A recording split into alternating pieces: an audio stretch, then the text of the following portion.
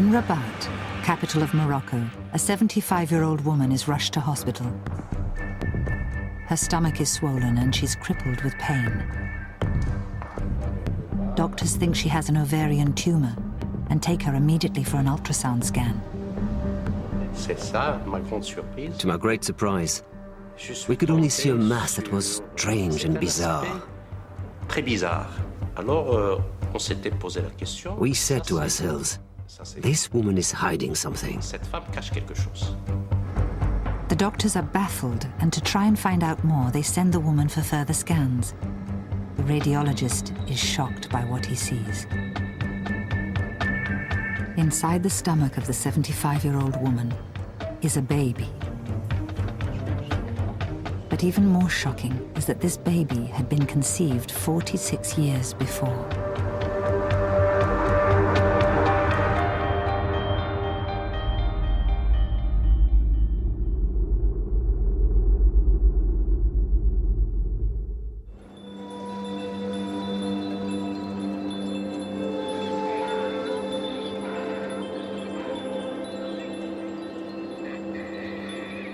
In 1955, in a small village outside Casablanca, 26-year-old Zara Abu Talib was pregnant with her first child.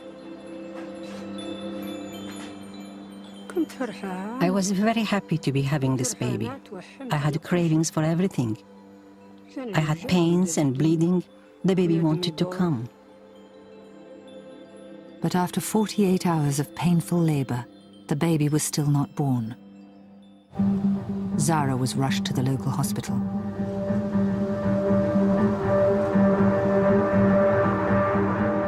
The doctor checked me and they said, if they didn't do a cesarean, then I wouldn't have the baby. But in the ward, Zara saw a woman in terrible pain die in childbirth. When I saw what happened to that woman, I couldn't stay there.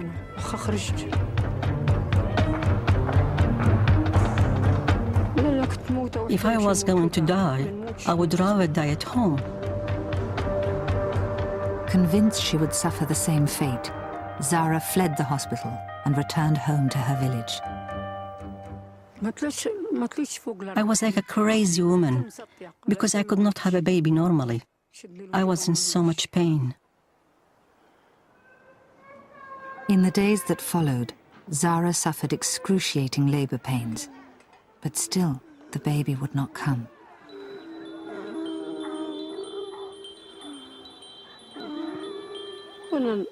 I stayed with my sister beside me, and she looked after me and said, if you don't give birth, I'll give you my daughter.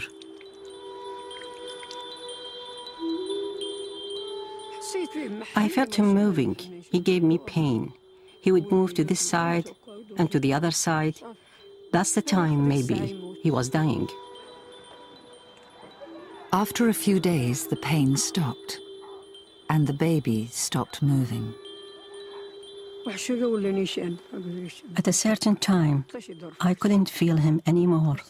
It was then that he started sleeping.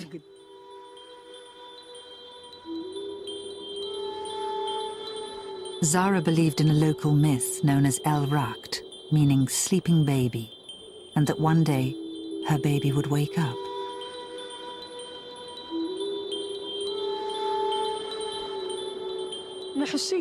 I could still feel him inside me, and I thought, if he wanted to stay sleeping, then I would let him stay. Soon villagers began to talk and came up with their own theories about what had happened to Zara's baby. They said somebody must have cursed me.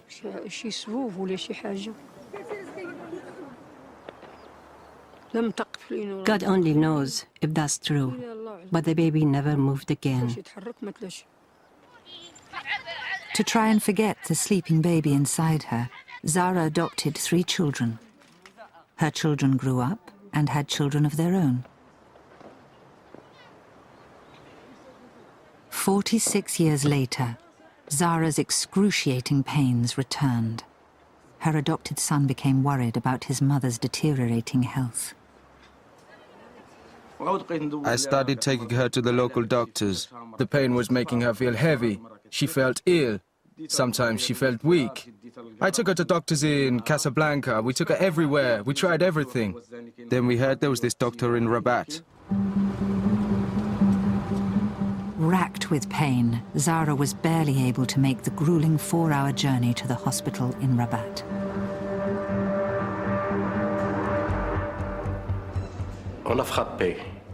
Somebody knocked on my door. I opened the door to find an old woman who was exhausted. She had a protruding belly and was being supported by 2 people. Professor Ouazani suspected Zara had an ovarian tumor, which was causing her swollen stomach. He immediately took her for an ultrasound scan. When I saw the scan, to my great surprise, I discovered a mass that I couldn't identify. I couldn't even guess what it was. It was strange and bizarre.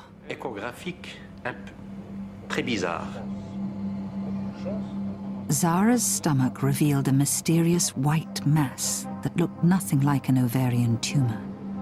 Baffled, the doctor sent Zara to a specialist radiographer for a second opinion.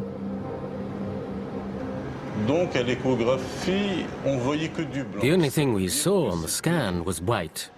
It was a calcified structure of some sort. We had no idea what it was.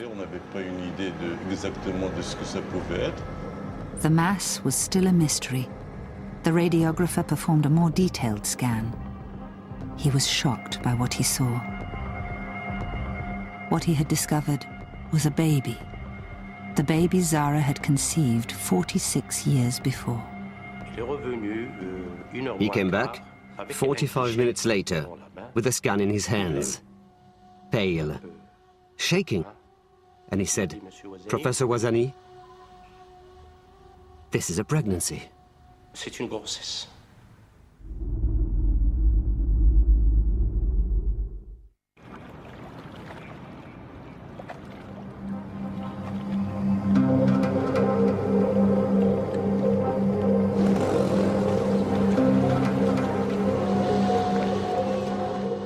In a hospital in Rabat, Morocco, an incredible discovery had been made. A scan of 75-year-old Zara Abu Talib's abdomen had revealed a baby conceived almost half a century before. Doctors could not believe what they had found. I was so surprised that I did a scan again. And it revealed a pregnancy. An ectopic abdominal pregnancy. Ectopic means out of place, outside the womb. In a normal pregnancy, the fertilized egg travels down the fallopian tube, implants and grows in the uterus. In an ectopic pregnancy, the egg implants in the fallopian tube. In extremely rare cases like Zara's, the fetus bursts out of the fallopian tube and then develops in the abdominal cavity. Most fetuses cannot survive past 3 months here. But Zara's fetus had somehow survived to full term by attaching its placenta to vital organs inside her stomach and remained there for a further 46 years. Mysteriously, a part of the fetus remained connected to the mother's blood supply and continued to grow.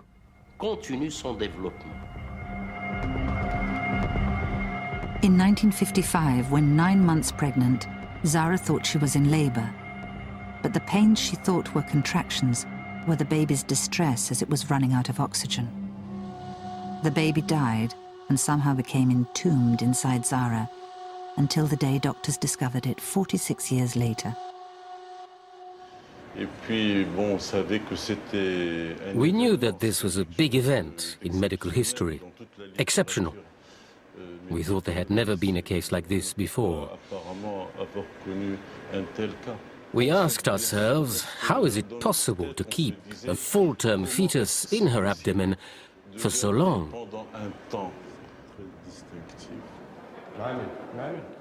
Professor Ouazani was faced with the difficult decision of whether it was safe to risk surgery to remove Zara's fetus. In Zara's case, the danger was that she would bleed to death on the operating table as they separated the fetus from her vital organs.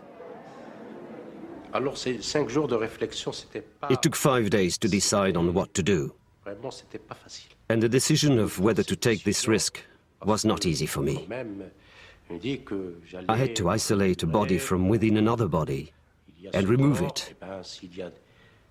It was attached to her internal organs, bladder, stomach, veins. Anything could happen, especially with a 75-year-old woman.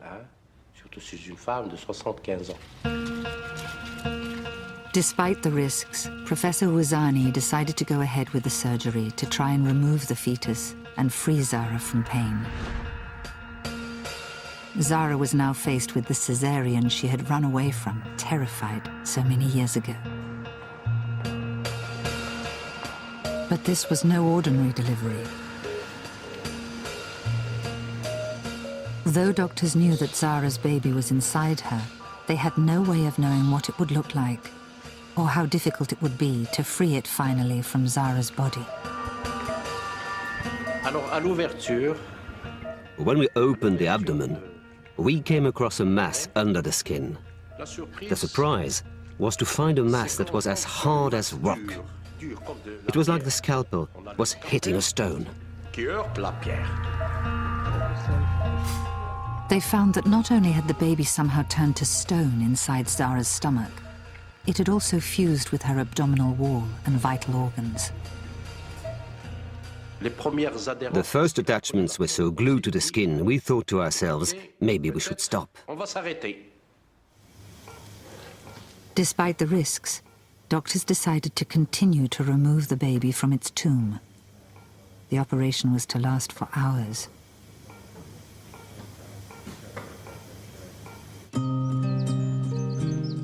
At around the same time, and over 1,000 miles to the north, in Suffolk, Jane Ingram was about to undergo an even more extraordinary and traumatic pregnancy.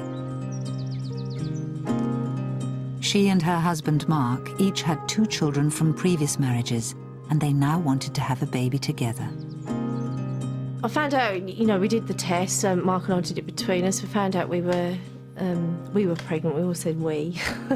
And it was just, we were over the moon. So I thought, here we go, one more.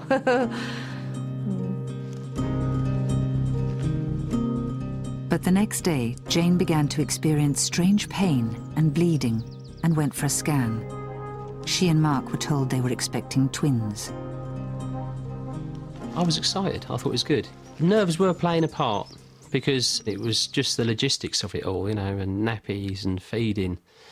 It was very daunting, but I was looking forward to the challenge. I thought we'd be up for it. This was just the first of many dramatic developments. Although weekly scans showed the twins progressing normally, Jane was still bleeding and in great pain. We were coming from the 9th into the 10th week of pregnancy. It must have been about 2 in the morning, and I was like laying in bed and the pain woke me. I literally crawled along the floor into the bathroom where I managed to get onto the toilet, and I had a huge blood loss, and the pain, it was just the pain. I cannot describe the pain. It was awful, absolutely awful.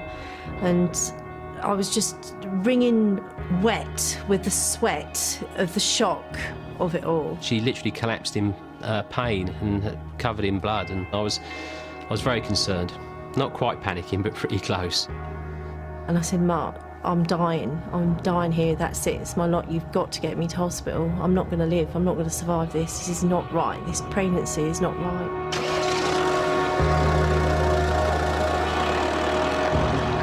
Rather than wait for an ambulance, Mark decided it would be quicker to drive Jane himself. And every bump, we went along on the road, in the car we got, and every bump, and I thought, for God's sake, just slow down, and he's in a hurry. I said, it just hurts too much, and I was crying, and I said, that's it, I'm not going to survive this, I just said, I don't think I'm going to leave. And he said, don't talk like that. And I was frightened. I was frightened that that was it. That was my lot.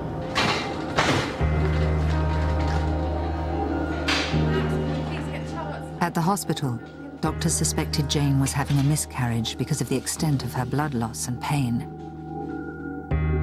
She was taken for a scan where she and Mark prepared for the worst. But the twins appeared to be okay. It was a huge relief to see them alive.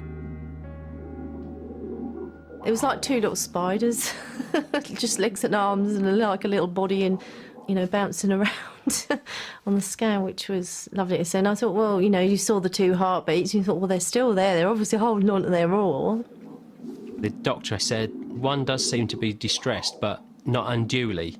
He said it's probably just one of these things. Don't panic about it. You'll see as things settle down if the blood stops or whatever, and it did.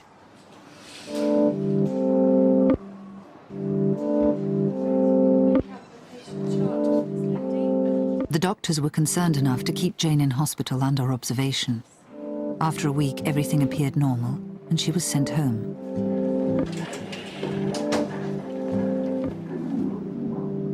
But the next time she came for a scan, the radiographer detected something very unusual. She was there for about 5 minutes going over and over with the probe over my stomach. And I said, is everything all right? And she said, Mrs. Ingram, she said, you're expecting triplets. I went, pardon? She said, it's 3. It was just a shock. And I think out of everything that's happened to us, that is a shock I won't get over. Yes, you're having triplets, you're expecting triplets, you're having 3 babies. With 4 children to support already, Jane wanted to break the news of triplets to Mark face to face. And I said, I think you better sit down. And he said, well, no, what's happened?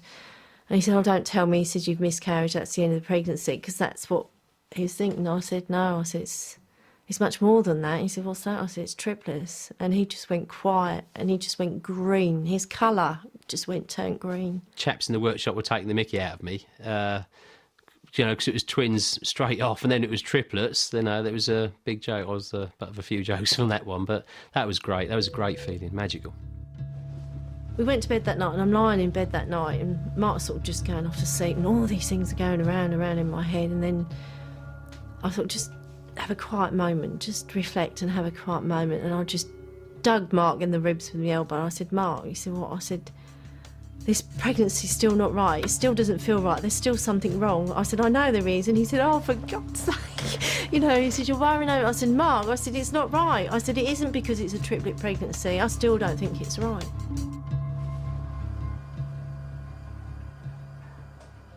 What Jane and Mark couldn't have imagined was that this 3rd baby was ectopic and had grown in her fallopian tube. The bleeding she'd experienced at 10 weeks had been caused by this tube rupturing. Normally, when a fallopian tube ruptures, it needs emergency treatment, or else the bleeding can kill a woman in a matter of hours. In Jane's case, the bleeding somehow stopped of its own accord, and her triplets continued to develop. But for the following 4.5 months, Jane was frequently in excruciating pain. Experiencing pain in my right leg, and my husband sort of trying to massage his leg for me to just like to ease the pain. And I said, I wish we never started this. Tears were flowing, but Mark kept me going. He just kept me going. He said, we'll get there, we'll do it, you know, we'll get there.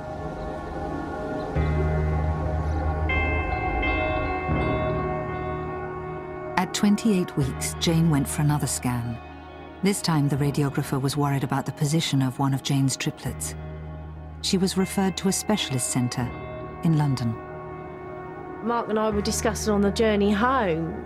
I said, well, if it's that serious, Mark, I said, they'd have me there and then, wouldn't they? They'd have me in hospital there, and, you know, in London there. And he said, yeah, he said, you're right.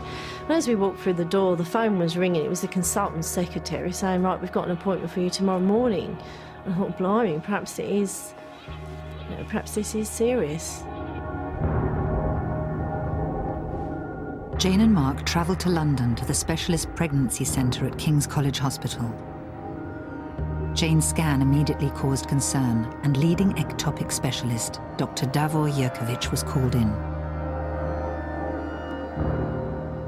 You could see the seriousness on his face. He knew this was serious. He said, "The radiographer at your hospital has saved your life." And I was like, "Well, what's happened then?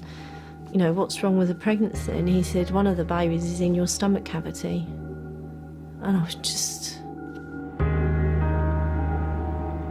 What Dr. Jerkovic had detected inside Jane had never been seen or treated before in medical history. Well, it's one of the situations when you do a scan and you have to ask yourself, am I really seeing what I think I'm seeing? The third pregnancy was very low in the pelvis, and I could see the cervix of the uterus. And behind the cervix, very deep in the pelvis, there was a third pregnancy. It was difficult to see because there were a lot of bowel surrounding the pregnancy, and bowel prevents ultrasound from obtaining very clear images. And it was very clear that this pregnancy is completely outside the uterus. What doctors now realised was that one of Jane's triplets had developed in her fallopian tube. The tube had ruptured at 10 weeks, but instead of miscarrying and causing critical bleeding, this third baby had miraculously attached its placenta to Jane's internal organs and continued to grow as normal. The ectopic placenta posed a risk to the lives of Jane and all three babies, as it was not only fused with her vital organs, but could rupture at any time, causing sudden and uncontrollable bleeding. We felt that there is a high chance that she may go into labor relatively soon.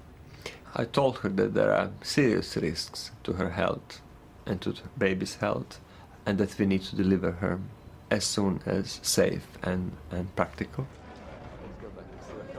But Jane knew the next few days could be her last. Dr. Jerkovic wanted to admit her to hospital immediately. And I wasn't having any of it, because I thought, well, if I'm going to lose my life, I want to go back, see my children, see my mum, my dad, you know, my brothers. I said, at least if I die, I've got this memory to take with me.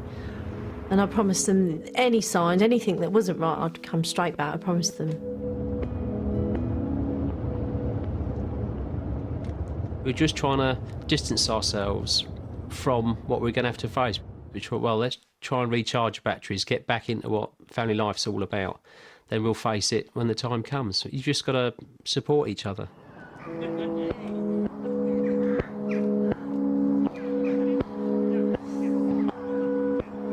It was a lovely day, but it was strange. The energies, it was a strange day. And I was strong all day, and Mark kept looking at me, all right, yeah, leave me alone, I'm fine, I'm enjoying myself, you know, this is how we went on. And that night, Mark and I went home. That night, Mark said, I'm just going to look up downstairs, you go off up to bed. I said, fine. I just sat on the bed and I just broke down.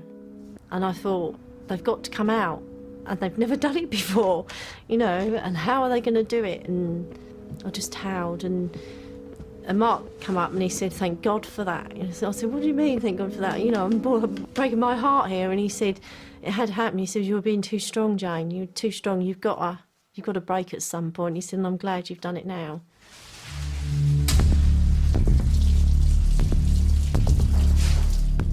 Jane would undergo surgery that had never been performed before in medical history. Doctors estimated there was only a 60 million to 1 chance that Jane and all her babies would survive. I mean, you've got more chance of winning the national lottery. 60 million to 1. Horrendous odds. Horrendous.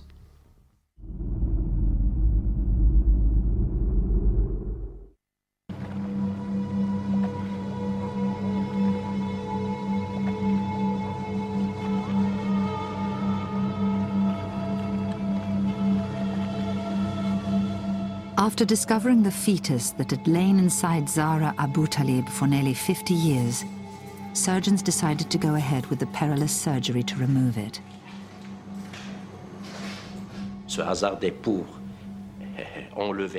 problem of extracting a body that has lived within a body for 46 years is not something to gamble with. Zara was forced to face her fears to undergo this dangerous operation. Of course I was scared. I was scared to death, even going to Rabat. In the old days, we didn't have operations. It is just my health that has failed me. If I hadn't been in pain, then I wouldn't have gone.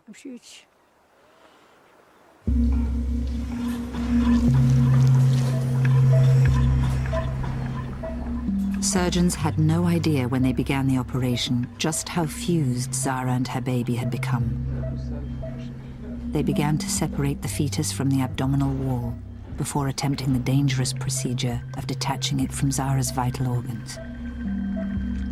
Any minor slip of the scalpel could have punctured these organs and cost Zara her life.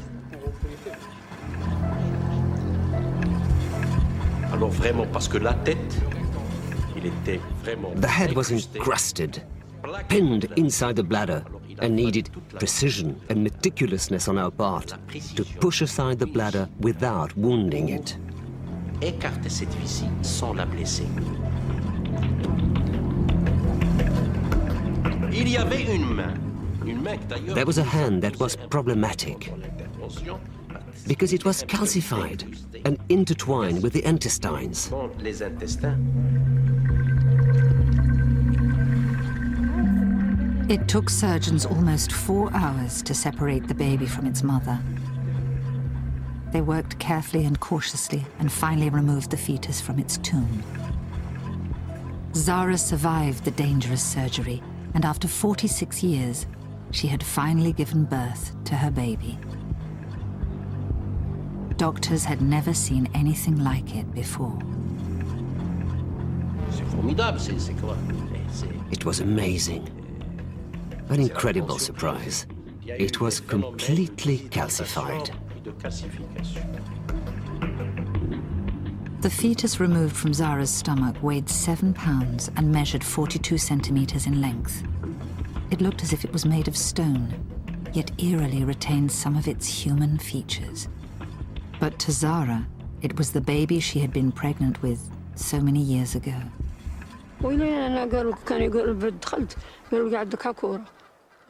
I knew it was a baby, even when the doctors told me it was just a lump. It was a baby. It was a child.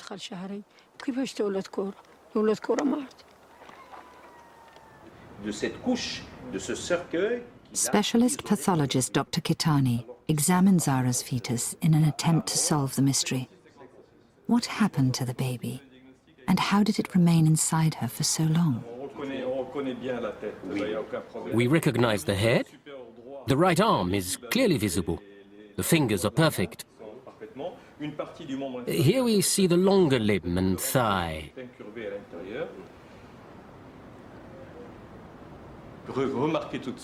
I realized straight away that this was an authentic fetus. We recognized the head, one exterior limb was almost complete, as were parts of the exterior. I was astounded at how well conserved the fetus was, even after so many years. The duration and longevity of the pregnancy are something really extraordinary. Research has revealed that Zara's baby is a lithopedion, or stone baby. Only 300 cases have been reported in medical history. A stone baby results when a fetus dies during an ectopic pregnancy and is too large to be reabsorbed by its mother's body. The baby becomes a foreign body to its mother's immune system, putting her at risk of dying from infection or rejection. What is exciting about this case is the question of why there is this tolerance. Why did this alien body remain inside the mother for so long without rejection? The mother's body protects itself by wrapping the fetus in a calcareous substance as its tissues die and dehydrate. As the calcareous walls build up, the fetus is gradually mummified, becoming a lithopedion or stone baby. Each stone baby is unique. This baby remained inside its mother's abdomen for 18 years in Brazil. In the Congo, surgeons removed this stone baby 3 years after it was conceived. Zara's stone baby is one of the oldest lithopedians ever to be removed. To unlock the secrets of how Zara's stone baby remained inside her for so long, Dr. Kitani has dissected the fetus.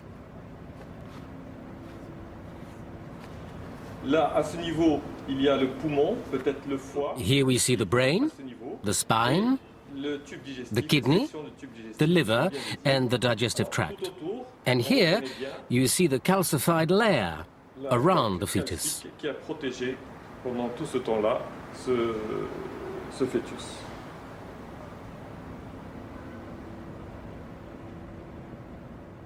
This wall of stone has acted as a barrier between Zara and her baby for 46 years. Effectivement, c'est un miracle. It is a miracle. A miracle that she survived all of these multiple complications. Any of them could have killed her. She could have died from any of these things. Hemorrhage, infection, sepsis, and rejection. An ectopic pregnancy that reaches full term and remains inside its mother for 46 years is unprecedented in medical literature.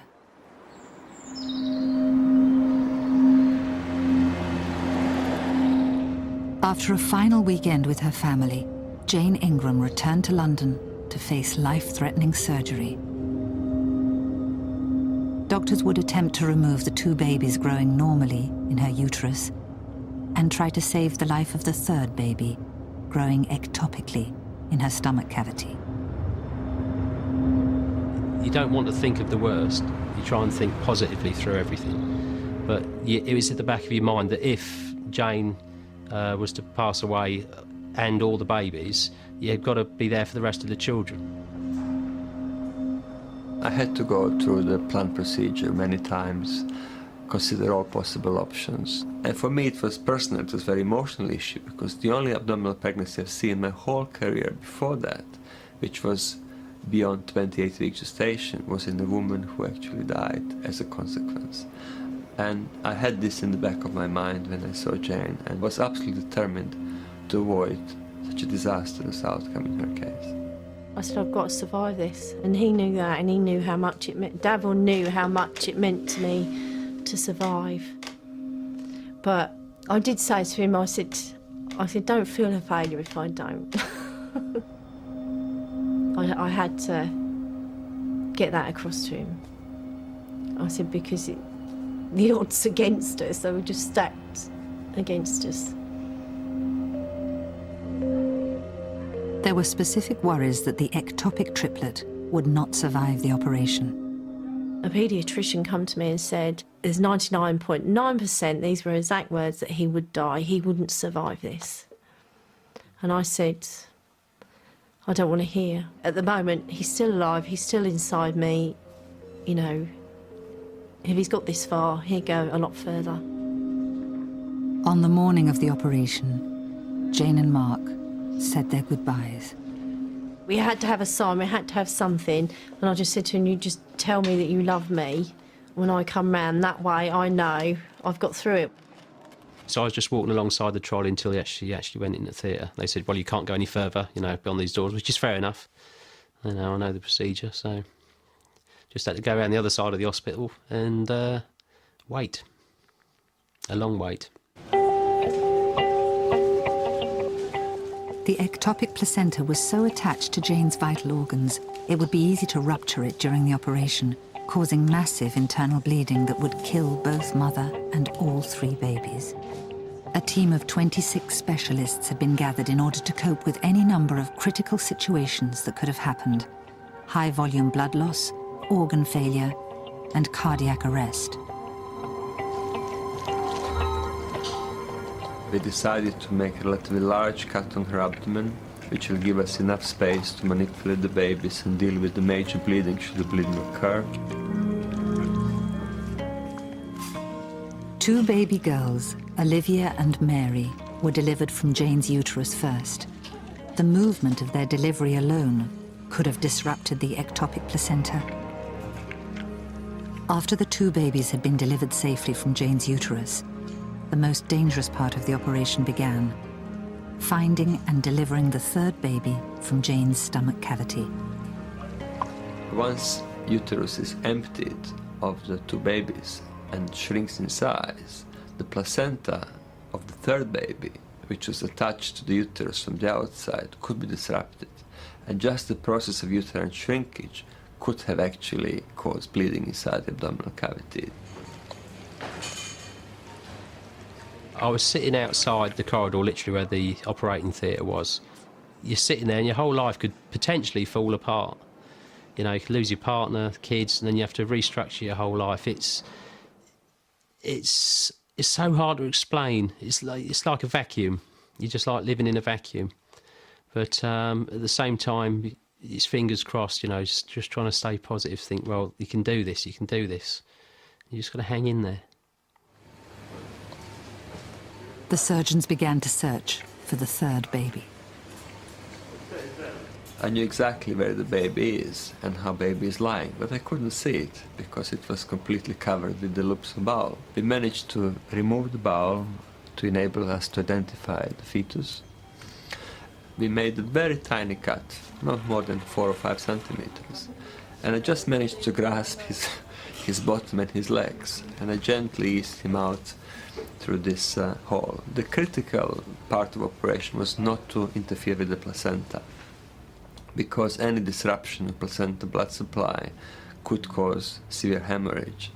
And if this happens, it is often impossible to contain the bleeding.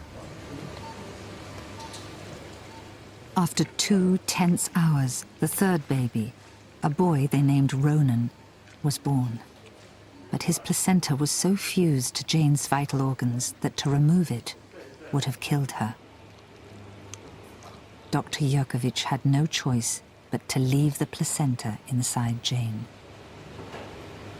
Davor came out and told me everything went very well and I was over the moon. I was so relieved. And then he told me I'd go and see Jane in recovery, so I went in to see Jane. And she was in a lot of pain, which is understandable. But you've got to be alive to feel pain. And I was there to tell her I loved her. I felt this searing pain in my stomach, and I'm just going, pain, the pain. I'm shouting out the pain, and I think I was coming round. And I heard Mark saying, I love you, Jane. And I thought, oh, I've made it then. And that was it. I was gone. I don't remember much more. Well, for Jane, really, it was kind of unknown territory. She was still very ill, even after the operation. She was still very, very low. The triplets were immediately taken to intensive care.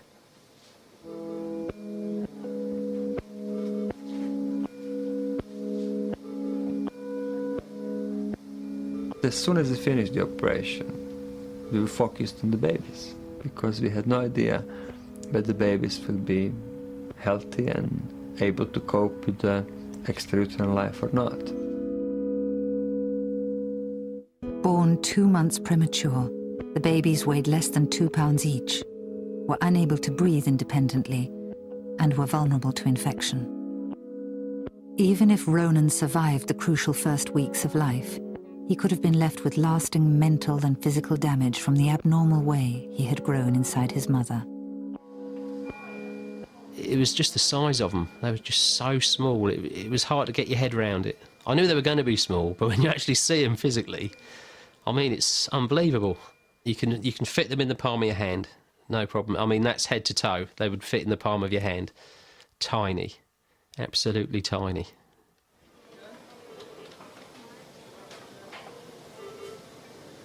I remember being wheelchaired into this special care baby unit, and I remember holding Ronan, and they were so tiny yet they were so hairy. They were like tiny little baby monkeys. That's the only way I can describe them, really. And I remember spending some time with them, not very long. I was just watching, I was just fascinated that they'd got through what they'd got through. Although she had survived the surgery, Jane's life remained in danger from the placenta left inside her. I felt very relieved and very happy, but once you resolve one problem, you think about the other one. So I was worried about possibility of delayed hemorrhage.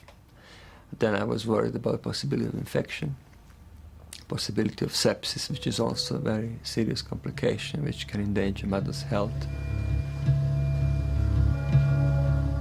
The triplets' birth was in itself a medical miracle, but their survival depended on their progress in the weeks that followed in intensive care. And I mean, they can get very ill very quickly. So it was still like you were skating on thin ice. You weren't quite there yet. You weren't quite out of the woods yet.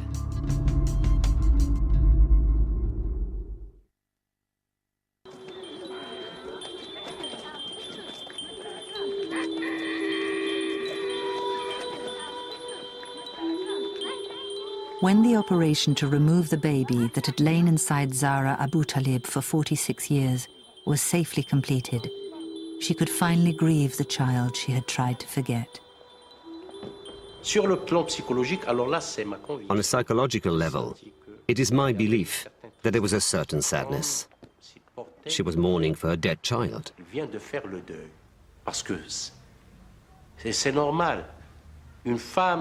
This is quite normal for a woman who was pregnant, went to deliver, and then had to put this child out of her mind. She had to relive this pregnancy when the baby was finally removed. I wanted to have a child of my own, to be a happy woman, but God did not will this for me.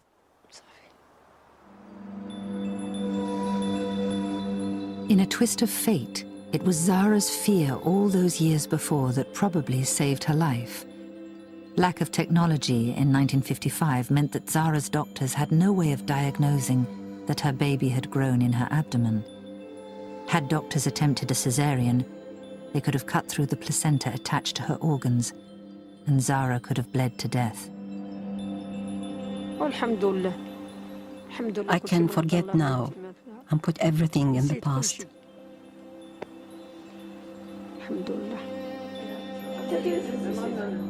Zara knows how lucky she is to have survived and to be able to enjoy the rest of her life with her adopted children and grandchildren.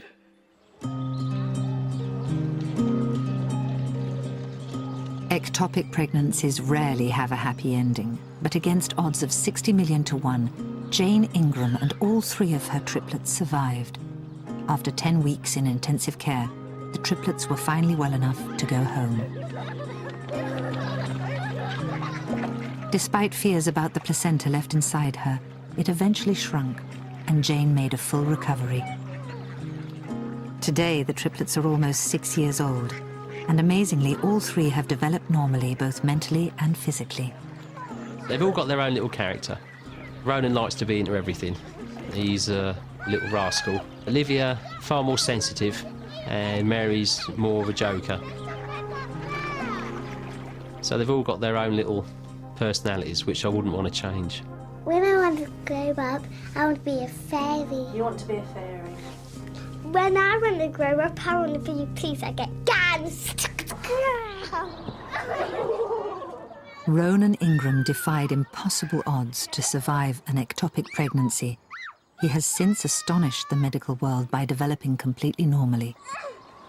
He's always been different. He's a normal child in every sense, in every way, but he's very much an individualist. And I'm like big. You're going to be a police lady, and what are you going to be? And I don't want to be a vampire. Get married to vampires. I think Ronan was a strong little boy anyway from the day he was conceived. He was meant to be here. He wanted to do it his way. He wanted to prove the medical profession wrong, and he did. The Ingrams' survival was a medical miracle, but it could have been a very different story.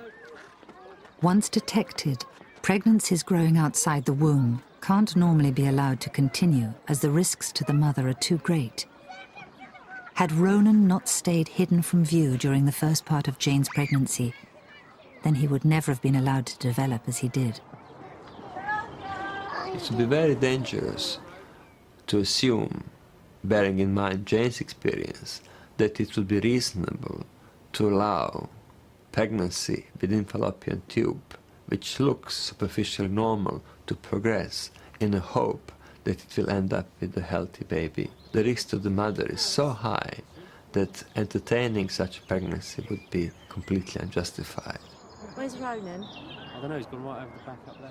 In 1955, there was nothing that could have been done to save Zara Abu Talib's baby. But thanks to modern medicine and the doctor's skill, Jane and Mark Ingram can now enjoy life with their miracle triplets. You've got to stay together. You've got to be strong for each other. You've got to support each other. There's no point being half-hearted in anything. You've got to focus totally on what you've got to do. See it as a challenge. For whatever reason in life you've been given this challenge, you just have to rise to it and do it. Because there's always somebody worse off than yourself somewhere in the world. So there's no good being down on yourself or negative with each other. You've got to be positive, be strong.